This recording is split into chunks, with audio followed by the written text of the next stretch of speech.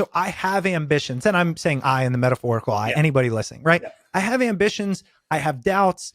I have responsibilities. I have family. And you actually lay this out in kind of a chronological order almost in your book.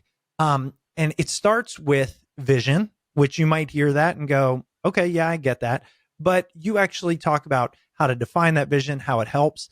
Where can we start if we might have an idea or a general idea of what we want to accomplish, but we are currently sitting in our inaction, concern, and anxiety? So great question. I mean, look, a lot of this might be a confirmation bias, but there's a reason why the book, again, back to Jedi, right? Oh, it's a Yeah. burning boat. It looks a little pagan, right? It looks Yeah, like it does. like some Sure dark. does. It's actually a child's boat that was reconstructed from scratch as a rendering. And I like that. It's meant to be a child's paper boat floating in a bathtub. Wow. And the reason why I started there is, and I'll explain why I'm starting here in this kind of question, is a lot of the issues that we need to deal with, the metaphorical boats, stem from childhood. Mm-hmm. They are legacy issues that we're afraid to confront because they're so painful. So to give you a couple of fact patterns that recur constantly, for me, it was the legacy issue of I was running from this boogeyman. I mean, I grew up in hell.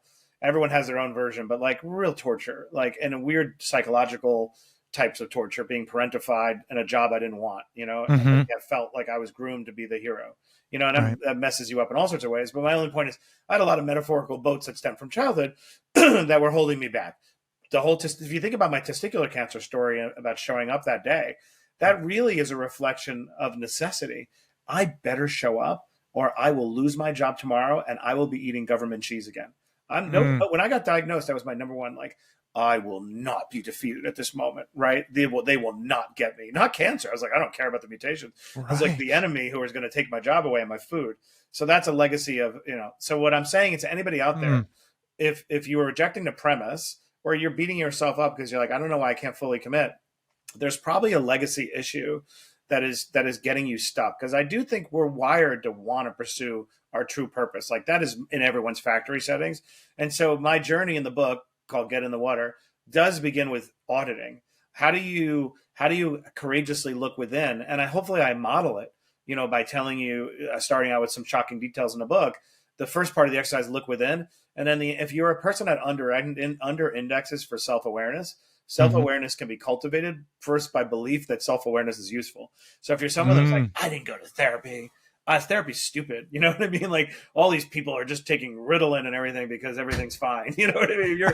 That's not smart.